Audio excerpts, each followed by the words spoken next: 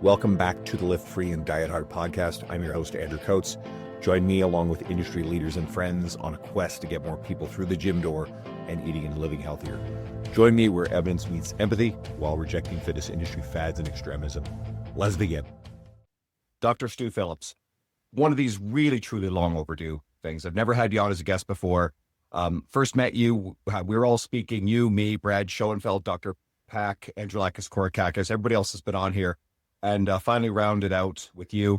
So you are a full professor of kinesiology at McMaster University, adjunct professor in the School of Medicine, Tier 1 Canada Research Chair in Skeletal Muscle Health, and, as I like to say, one of the most prominent and respected researchers in resistance training and nutrition, especially related to muscle and aging. Great to have you. Appreciate you having me on the show, Andrew. Thank you. Let's stay on topic to start with. What causes sarcopenia? Can we prevent it? And what can we do to slow its progression? Yeah, in at the deep end, huh? I mean, I think the evolution of the terms sarcopenia, right? So if you go all the way back, I mean, it's a guy named Irv Rosenberg who was at Tufts University, essentially coined the term, and it's poverty of flesh when it's derived from the Greek roots.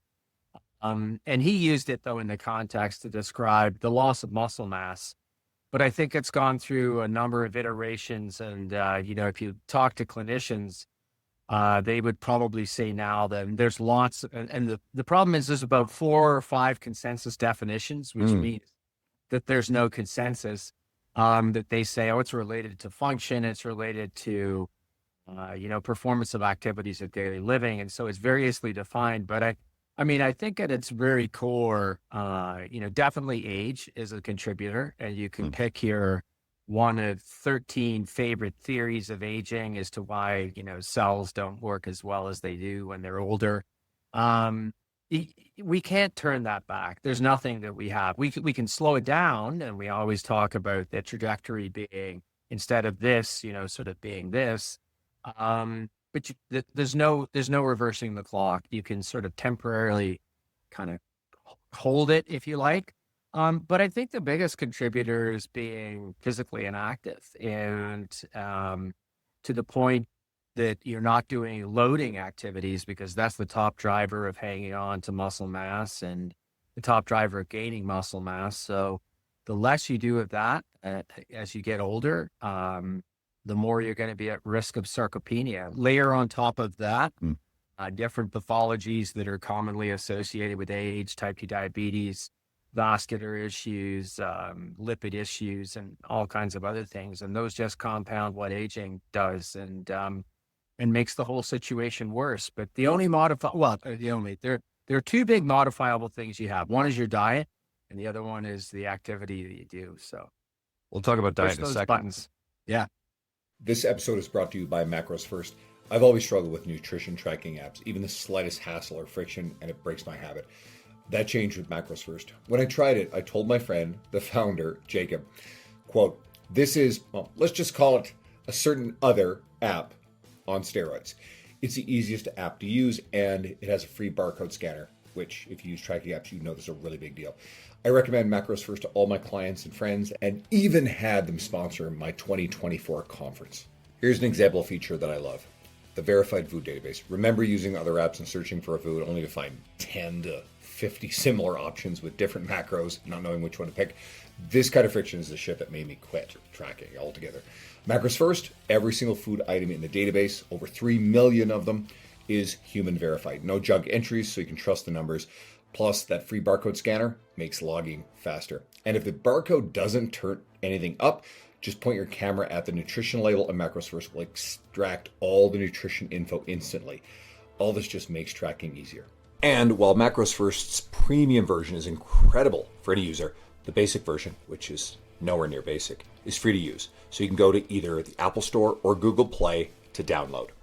I want to make sure that someone wouldn't misinterpret one aspect of this. So let's say you have a situation, we actually see this a lot, where someone hasn't lifted weights, done anything resistance training, so therefore they don't necessarily have a lot of muscle, and in fact, they might be quite deconditioned. And let's say they're older, 50, 60 plus. Yeah. They go and start lifting. They can build muscle mass. You can, you're stealing. I don't love the term. I had Eric Helms on recently. We talked about this, but the theoretical ceiling that you could approach is going to be lower because you just don't have as much runway. You don't have optimal hormonal environment recovery, et cetera. But we absolutely can build muscle mass, especially if someone, was well away from what their potential would have been. But aging still, is going to, over time, make it much, much harder. And then there's going to be a decrease as you get old enough. Is that fair? Yeah, no, absolutely spot on. I mean, I don't want anybody to walk away with the impression. I mean, we've got studies showing that even people into their, eighth and ninth decade can at least transiently build a little bit of muscle. But the older you get, and I don't like, if you don't like the term ceiling, I'll just call it, potential or whatever. But I mean, that's going to sort of limit what you're going to gain. But everybody can gain some muscle. There's no question about that. And that includes men and women. But I think that, as you point out, probably the sweet spot is, when you went through puberty and going into your early 20s, man, that was like, you got bigger and gained and got stronger like you probably never will in the rest of your life. And there's probably some small tweaks a little bit later on in the curve. But, so if you're in your 40s, 50s, 60s, and that's where you're starting, you've missed that optimal window, but it's not like you've missed the window at all. I think it gets more difficult with advancing age, but it's always possible to tweak the system a little bit, for sure. This episode is brought to you by Just Bite Me Meals. I work long days and I won't compromise my client experience or sacrifice my workout, sleep, or nutrition. So I needed a quality and reliable meal prep service so I could save time on cooking and shopping and have more time for the stuff that matters. Net out the cost of groceries and the service isn't as much as you might think, and regular impulsive food delivery apps, eating out, that costs way more anyway. I get more meal variety and less dishes to clean, and I've been referring clients to Just Bite Me Meals for a long time, and I recently started ordering myself. Food is great. The beef brisket tacos are my favorite so far, and there's a lot of menu choice. Your calories and macros are listed. The portions are great. You can order custom meals. They deliver to your door, or you can pick up from their storefront. And I'm sorry to listeners outside of Alberta, but Just Bite Me Meals is currently just in Edmonton, Calgary, Grand Prairie, and Fort McMurray. Ordering from Just Bite Me Meals made my life easier instantly. And you can get 10% off on all your orders using my code, Andrew Coates Fitness, all caps, on their website. That's Andrew Coates Fitness, all capitals, or go to the link and the code in the show notes. Let's go to the nutrition side of stuff. So I see this talked about a lot now, different arguments about how much protein do we really need. And obviously there's different context. So I think to function well in life and then to maybe optimally build muscle. And if you can provide some accessible, actionable nuance to that. Sure. So, the entry level discussion with this always starts with the recommended dietary allowance, or the RDA. I don't like the term. If people would just call it the minimum dietary intake, the MDI, I could retire happy and we're all good. And I thought for a long time, my career ambition was to change the RDA. And I was like, we need to change it because I don't think it's high enough. And I'm 28 years deep here at McMaster. So I'm like, forget that. So let's just educate people on what the RDA really is. And I mean, it's a number of 0.8 grams of protein per kilo of body weight, and just body weight. Doesn't make any distinction about what kind of body weight, but per day. What does it come out to in pounds?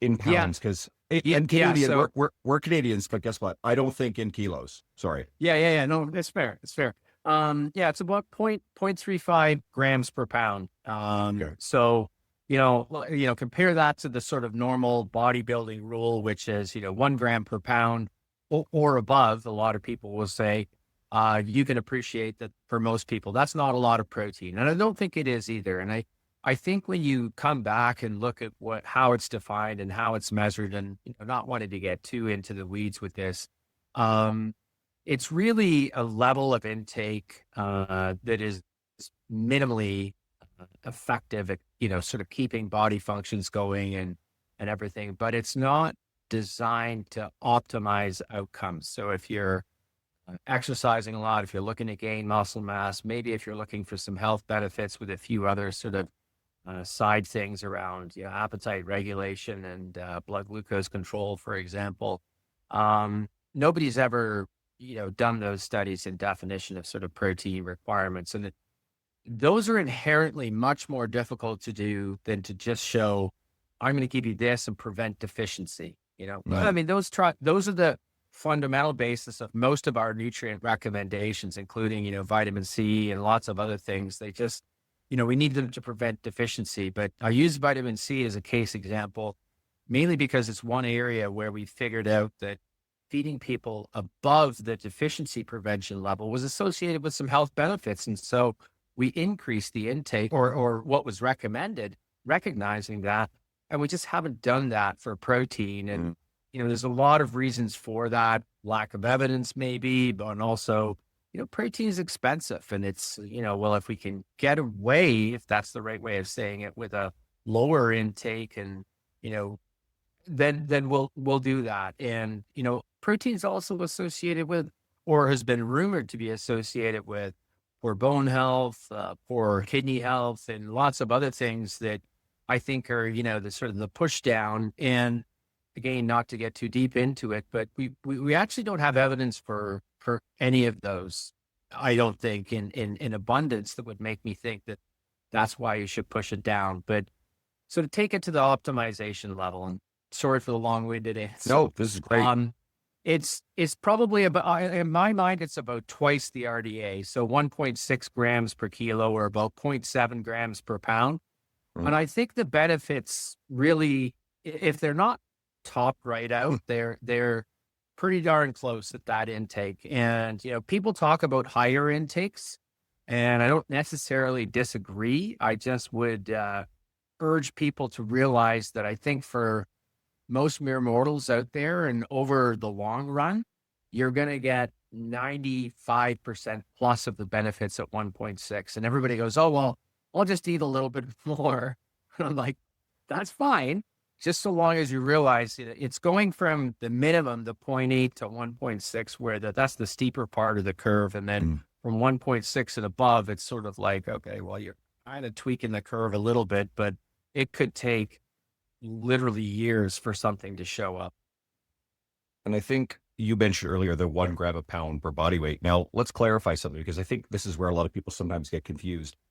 Usually the way I interpret it, and I've heard it said by smart people, is 1 gram per pound of lean body mass, which is not body weight. And of course, in society, we have variance in your percentage of lean body mass. So as a practical rule, I tend to, with the younger, really lean guys that I work with, the ones that don't have big appetites, I tend to say 1 gram per pound, because they're fairly lean. Almost everybody else, including women, because women, even relative to their visual appearance of leanness, have higher body fat percentages than men. That is just physiology. Right? So, I try to zero in on the that amount per lean pound of body mass. Any comments, further thoughts on that? I mean, I think that's higher than most people would need or get benefit from. But I mean, like, everybody wants to know whether it's per kilogram of lean or total body weight. And I find those questions come on social media, and I say, well, most people can step on a scale and get their weight, and far fewer people can step on a device and get their lean mass. Yes. So we use body weight in the real world. Because most people don't, but most people who are asking me questions on social media are also right into this stuff. Right? Yeah. And it tends to be a lot of this. I'm like, I recognize your question from before. It's the same people, right? And I'm like, it's always per kilogram body weight. If you have access to lean, then I'd call it closer to about 0.7 per kilogram of lean. But, I mean, maybe we're splitting hairs, and it's not like I'm upset when people eat more. I just point out to people to recognize that, and then maybe you have a different experience, and I'd love to, get Eric's opinion on this. You mentioned Eric Helms. I mean, I found it really rare that when I've worked, and this is a previous life for me, I'll admit, but worked with athletes, and we tweaked their protein intake, and it sort of unlocked gains. For most people, it was more to do with energy balance and getting them into as you say, maybe not the guys with big appetites, and getting them to just eat more, period, that tended to nudge the needle as opposed to saying, oh, you went from this protein intake to this protein intake. And the person was like, yeah, it was amazing. I did this. And that hasn't worked for me as much in previous experiences as has just eat more. And then that budges the needle. So, that's kind of my take on it. And that's been my experience too. Again, you get those leaner, younger guys who I always say they have bird-like appetites. They just don't want to eat. Yeah. And I think that the calories in the overall food intake is more the issue. I mean, I think we know that purely with protein. I know that Joey Antonio's done a lot of research on high amounts of protein intake. I'm not aware of any potential negative effects. I mean, like you mentioned, the research, there just isn't great research there to support the idea that it's risky for people with healthy kidney functioning. But I guess we can't look at a macronutrient in isolation. So are there any other potential problems, like, for example, eating too much saturated fat or anything else associated with maybe going too high on protein or fixating too much on it? Yeah, I mean, I think there was a study recently that came out of Harvard just at the end of last year talking about midlife protein consumption and subsequent sort of, they called it healthy aging. And it got a lot of press, and because basically what they showed is that, intakes, higher intakes of protein in general, and this is the broad stroke conclusion, were actually associated with a healthier pattern of aging. There was nuance within that, whether the source of protein was, animal. So was it dairy? Was it plant-based and everything else? And the message was actually that the plant-based folks tended to do better.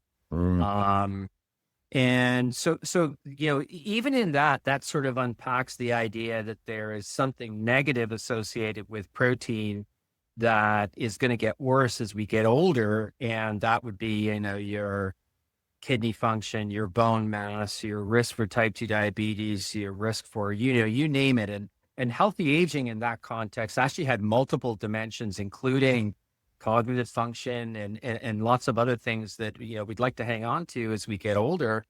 But it says right away that protein per se then is not the culprit, but maybe what comes along with it. So high amounts of animal protein, high amounts of then saturated fats, high amounts of, other nutrients that we don't want in our diet that have negative effects. And I think that you could probably, you're spot on. I mean, it's not the protein per se, but other things that are associated with consuming a lot of protein from one particular category. So, let's put it simply and sort of say that, I know it's boring, but probably a mixture of these things is pretty good. So I'm a dyed-in-the-wool omnivore. I'll freely admit that.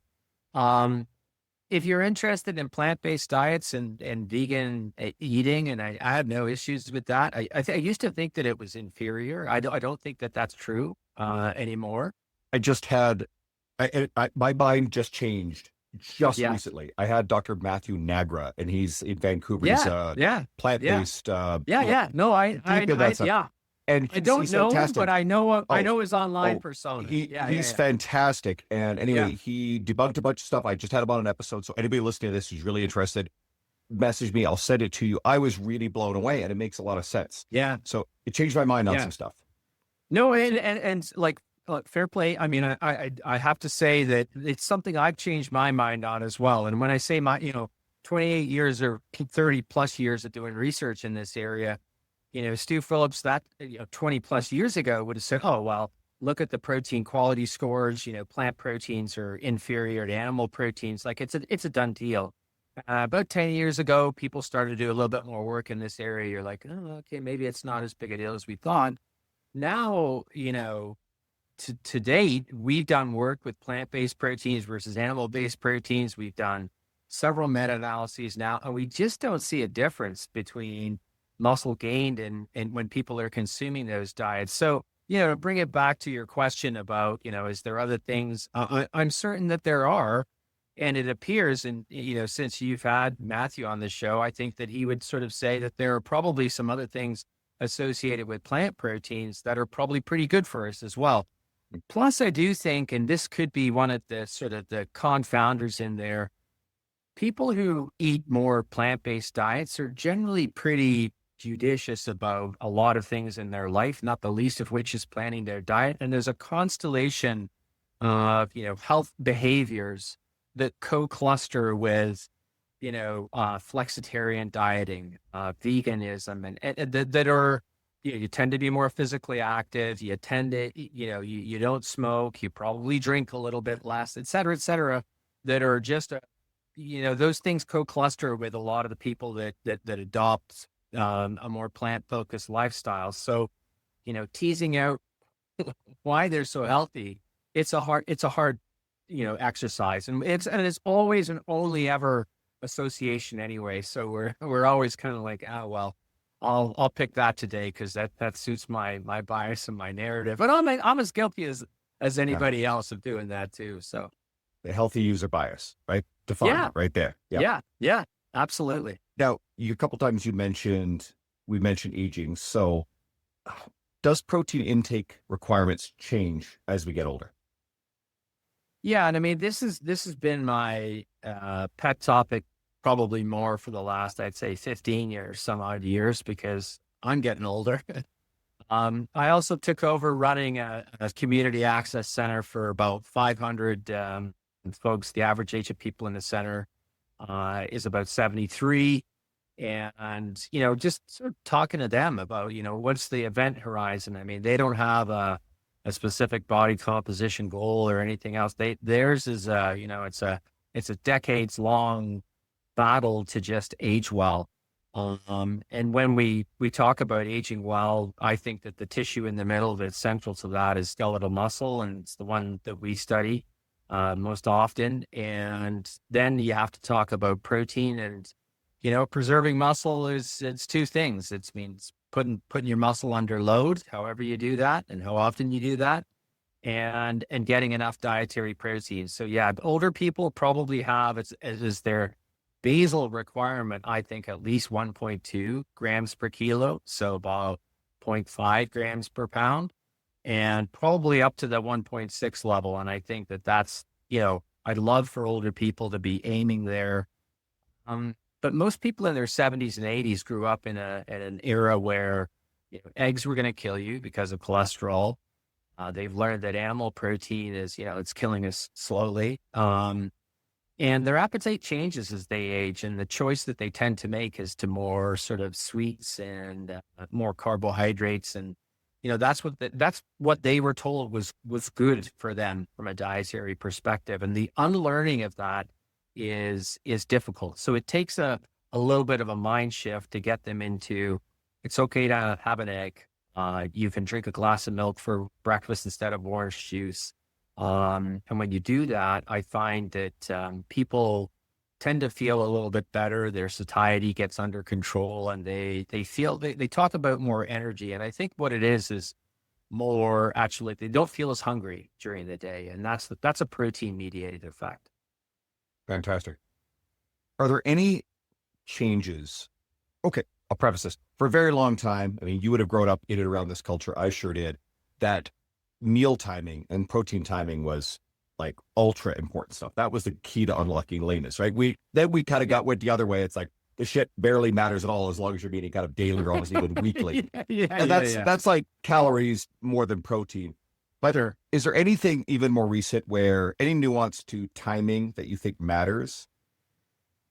Like you, I mean, I grew up in the era of, protein time or nutrient timing.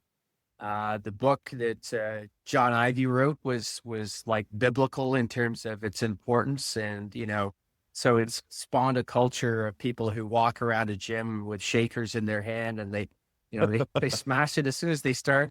Mostly guys, I have to be honest. And the truth is that, after exercise, your muscles are much more receptive to nutrients than any other time. But the windows, it was called the anabolic window, was probably more related to replenishing muscle glycogen than it was protein, but sort of protein got kind of forced in there as well. And And the answer is that it's pragmatically important. I don't disagree with starting recovery right away. But for most mere mortals, it's not as big of a deal as we once thought. And I know you said you'd had Brad on the show, but Brad Schoenfeld, Jim Krieger, Alan Aragon did. I think it's one of the best meta-analyses out there that shows that once you normalize for total protein intake, the timing issue becomes relatively lower on the ladder of, the hierarchy of importance. So I don't disagree with, let's start recovery as soon as we can. I think it matters much more for the more elite, the folks, the high value clients, than it does for, general gym folks looking for good health. So I don't think it's like, forget about it. Doesn't matter. Just focus on total daily protein intake, which I do think is probably the bigger driver. But there's somewhere in between the two that's probably closer to the truth, and it's probably closer to, it matters a lot less than we thought, but it's not unimportant.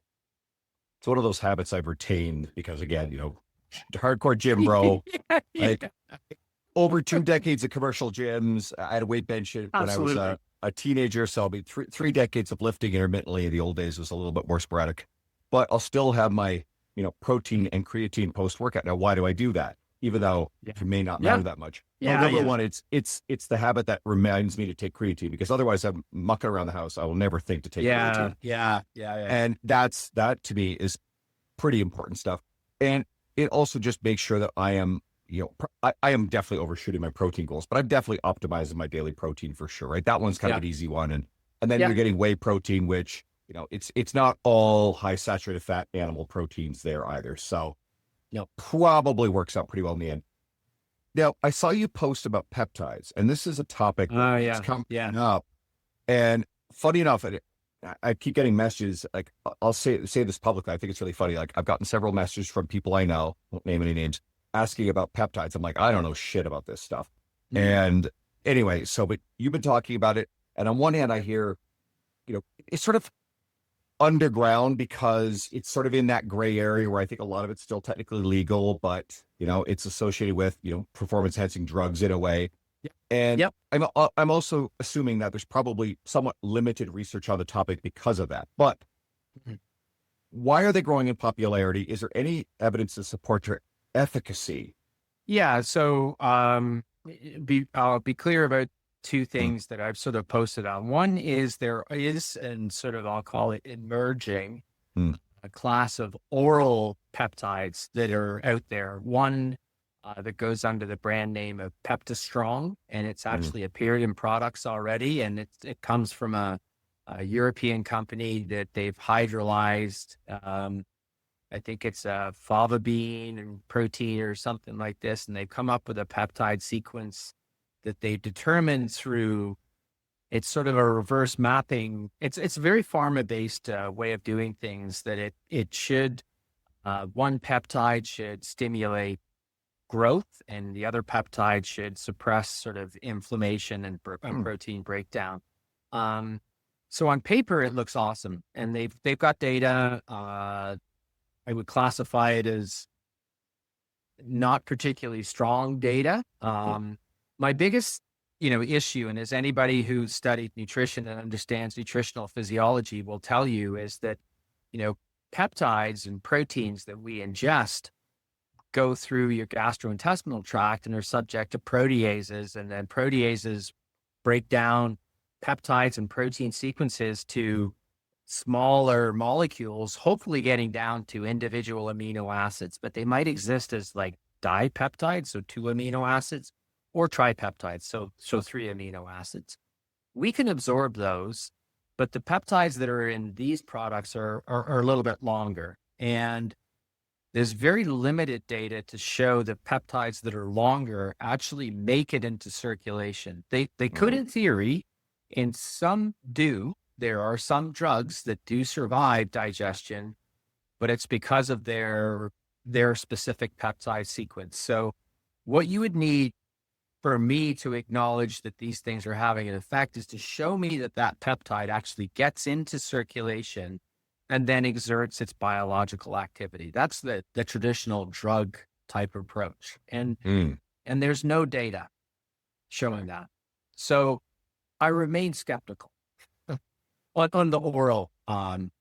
The injectable form of peptides, most of them, the ones that get talked, and BPC 157, if you're not familiar with the name, look it up on Google, is a partial growth hormone injectable peptide.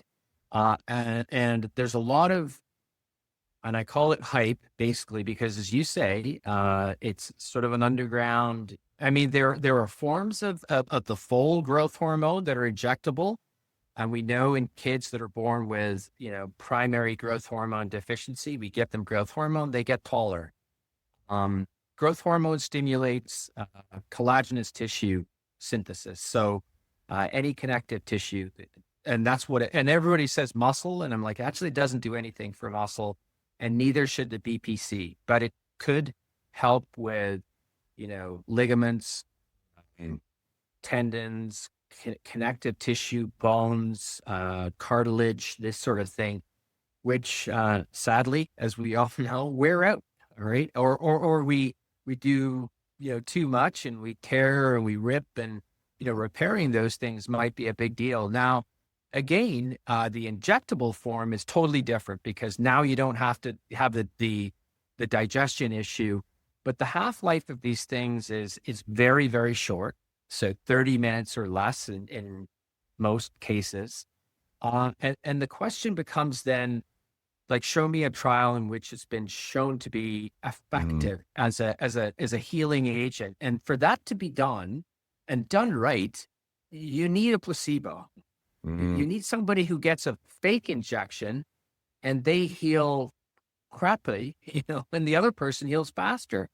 But all I get are a collection of anecdotes and, Reddit community threads and people who say it worked for me. And I'm like, well, I can't use, that's not data. That's just an anecdote. And, how do you know that it worked for you when you were probably doing a lot of other things as well?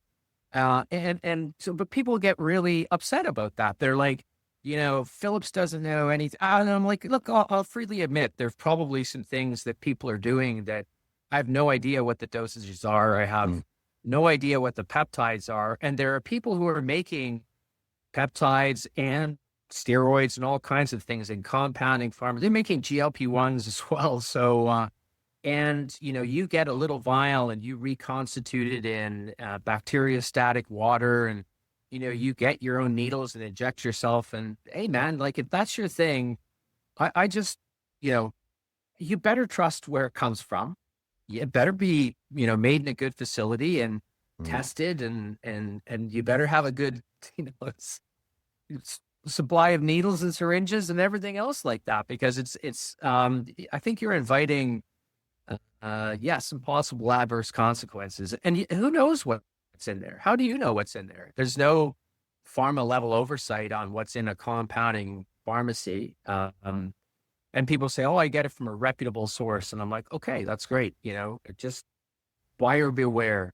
And then from an efficacy standpoint, I just, all I say is just show me data, show me something. And all I get back are a collection of anecdotes. And I appreciate that the sum of all the anecdotes might suggest that there's efficacy. The question is then, why hasn't a big clinical trial or something been done and somebody taken these ostensibly highly effective peptides at muscle growth and all kinds of things and shown people that they work? And the answer is a resounding then, radio silence, because everybody goes, oh, well, if people say, oh, insulin, that's a peptide, it works, so therefore these work. I'm like, what? Yes, they could they work? Yes. Do we have evidence that they work? No. Fantastic answer. So in other words, don't do bathtub trend is what you're saying. Well, no. That's the Reader's Digest version, but sure. Yeah. Though that's a side quest. Okay. I recently had Dr. Lauren Colenso-Semple, and I know you guys have Yeah. collaborated on Yeah. some stuff on it. We Of did a course. deep dive into misinformation around women's training. Are there any things that we'll revisit the topic, obviously, but anything misleading or what you think is outright false, especially about menopausal women and how they should train? Anything that concerns you floating around the ether? Well, if you've had Lauren on, and I haven't listened to the episode, but we had her here for 5 great years, and now she's out doing her thing. So yeah, awesome. She probably would say the same thing. And I mean, this is the point I make to a lot of people when it comes to programming for women, and we'll talk about menopausal in a little bit. But men and women, as a species, they're both human, are actually very close in terms of their musculoskeletal physiology, with the exception that women go through menopause, and that has a profound impact on bone. So that's an absolute, axiom. We're not going to argue about that or have any alternate universe discussions. But they're much more similar in the way that they respond, particularly to exercise and nutrition and sleep and nutrient deficiency and everything, than they are different. And I think that that's sort of been the ethos of, I'll just call it a revival of what I started out doing science in. My master's project was a comparison of men and women. And we were looking for sex-based differences. And there were some small ones there, but they're generally much smaller than a lot of people think. Now, is physiology different? Of course it's different. There's multiple different endocrine and hormonal influences that are, present in women that are not present in men. But the loading aspect and the exercise programming aspect and the nutritional aspects are like much, much closer. But there is a lot less literature and a lot less studies done on women. So there's a balance to redress in this area that'll be going on long after I retire, which is great. And it needs to be done. The menopausal space is a particular emphasis of that. And it's essentially, it's been, in the past, it's just been, you got to put up with it. And now women are, through a lot of things, but, powerful movies and motivational forces are like, we've had enough of that garbage. Like it's a profound physiological change.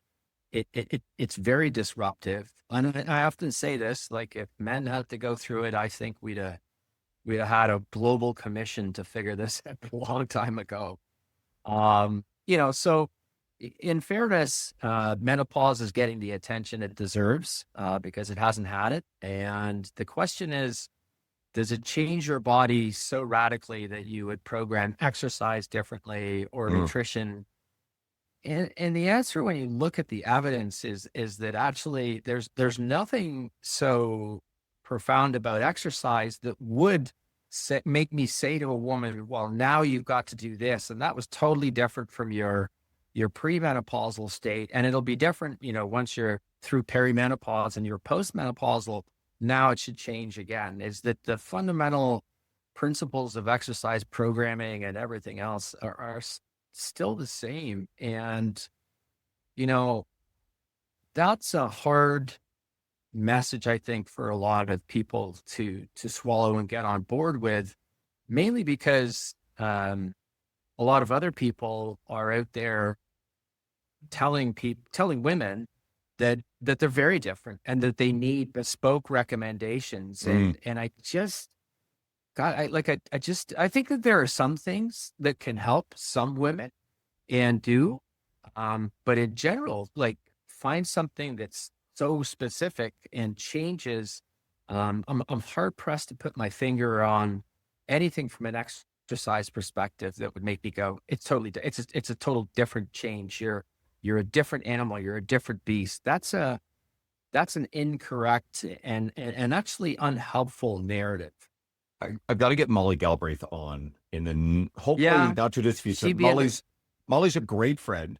She's very bound to the route. She says she'll come back on when she has the time. but I can't recommend her menopause course. Sorry, certification enough. I've done it. It's fantastic. And one of the big emphasis in the course is, and you alluded to this, is women experience very, very different symptoms experience through menopause. So things are highly individual. And I can imagine that we can't, based on any evidence that I'm aware of, make broad stroke statements to say that women need to systematically change things about how they train, within their cycle, premenopausal or during menopause. But you alluded to each individual woman, based on her own experience, may modify her training that suits her specifically, right? So there's just no systematic thing that we could say one size fits all rule. Agree? Yeah. No, absolutely. I like Molly's.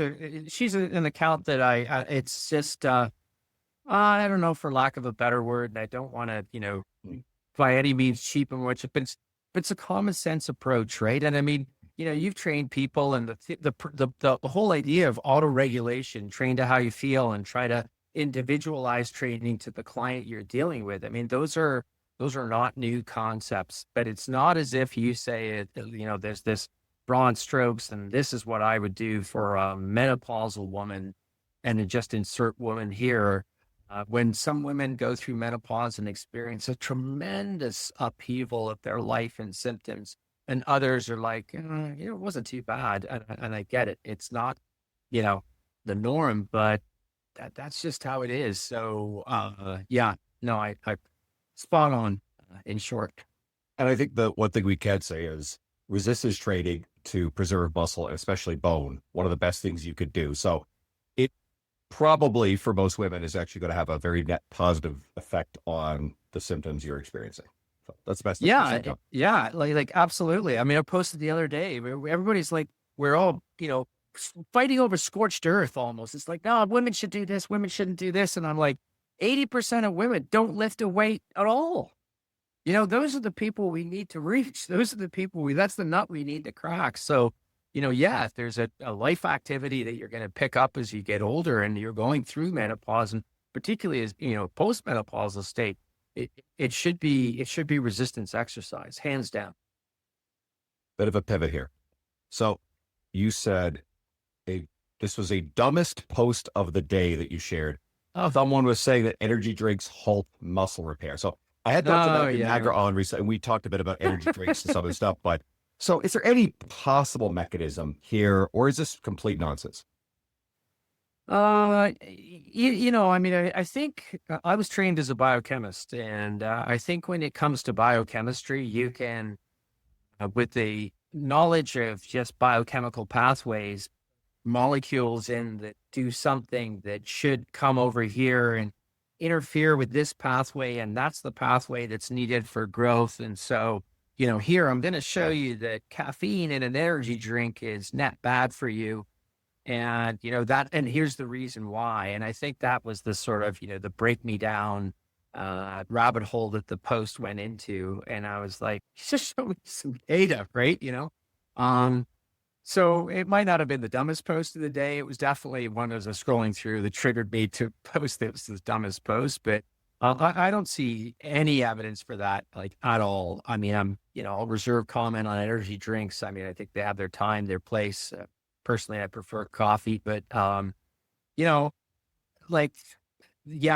are the types of, people don't get anywhere on social media with making bland, mediocre, everything in moderation, common sense works, forget the fads, it's like, I'm going to post something so outrageous that even the reaction that draws, fools like me in, it's probably, they're like, yeah, come on, we love you. This is a bit of a side quest, but you raise a point, and I'll suggest this. So I've noticed it's progressively going there. I think the last year especially, it's been much worse. So if I go on Threads is a cesspool of bad clickbait. It's just awful. But people realize that the best way to get engagement is this. This is classic. But now more than ever. So here's a few phenomena. One is all the social media platforms are progressively becoming more mature. And with the advent of AI, we knew that we would see a fairly dramatic increase in the production and availability of supply of posting and information or Yeah. misinformation, what have you. Yep. Because these platforms are more mature, you're not seeing the rapid user base growth. And if you scroll, just think about it, you're seeing one post at a time on something like Instagram, right? So there's more competition for that space, your eyeballs, your attention. So what are people engaging with? The things that get attention, which we know, I think pretty well studied, negativity, outrage, you name it, right? And that's why we see so much tribal stuff. So let's take it even further. I had this conversation with a client today. Something clicked with me. I'm like, I never thought about this. And she was talking about how she had accidentally turned off her Wi-Fi in her home, and she burned through 30 gigs of data in the last month, and now her internet slowed down on her phone. This is, of course, because we get so much video-based media. So if you think about it, several years ago, certainly, Reels and TikTok probably couldn't have existed. The amount of video-based media we're seeing on all platforms, Twitter, you name it, because the systems, the infrastructure couldn't handle that bandwidth of data, and our plans didn't have access to it. That's changed, and most people don't think about that. So now we're seeing more video-based media than ever, too. And again, we're seeing all these crazy AI videos. Again, Matthew Nagro, one of the things we talked about was his image and voice were used to mislead in some sort of AI-based post to mislead and promote some sort of scam thing, right? So frustrating kids. But if you think about this and this mechanism, we're going more and more in this direction that things have to be more sensational, better hooks and clickbaity. And a lot of fitness professionals are frustrated because they're struggling to get reach. So this is the phenomenon we're battling. And I don't necessarily have the answer. I think it's good people doing better work. And it's why I like Dr. Lauren Colenso Semple, because her stuff, evidence-based, but actually punches pretty hard to get attention, right? So that's why I like bringing people like that on. So if we think about that phenomenon, it kind of explains the why of social media and where it's going. Any thoughts to that? No, I think you're spot on. I mean, you've obviously thought a lot more about it than I have. But I mean, people say to me, it's an interesting study, like live in an academic environment and had the profile that I have. And a lot of people go, oh, you have so many followers. And I'm like, yeah, but nothing compared to, true influencers out there who are really shaping people's opinion and everything else like that. So, I mean, I'm on here. I'm on social media more than my colleagues down the hall here for sure. And I'm out there, and it's basically, the realization for me came from standing in front of undergraduate students and asking them where they got their information from, and they were all like, "Oh, well, TikTok, Instagram," and I'm like, "Oh, okay, like, and so who?" And they were like, "These people right here," and I'm like, "Well, what qualifications do they have?" And they go, "I don't know, but." I mean, look at that guy without a shirt on, or look at this woman, and I'm like, okay, so this is where the information, wars are being fought, right? So for a long time, it was Twitter, or well, originally it was just Facebook, and that really makes me old, or MySpace, and then it was Twitter, and then it was Instagram, now it's TikTok, now it's Threads, and things progress, and as you point out. It's no longer good to it's no longer enough to just have good information. You need the full, you can generate a video. You can actually screw that. You just generate your own avatar and then tell it what you want it to say. And these things are handily good, right? Unless you're adept at spotting, shadows that don't go the right way and all kinds of things. So, I mean, it's a new frontier, but as you point out now, it's videos, video content, it's sensational banners, it's, stuff that, and all the mistakes I make on social media, which I have 3 sons who, point them out to me every day. I make myself because I crash my own plane. I played with some tools. I find them, it feels fake to do it. So I just think I'm like, I'm just like, here's me video, like I'm sweaty after a workout because I've got a rage going on about something. Just, and my son's like, Dad, that's so bad. You should get a ring light. You should do this. And I'm like, well, it's a world I don't completely understand, but I get.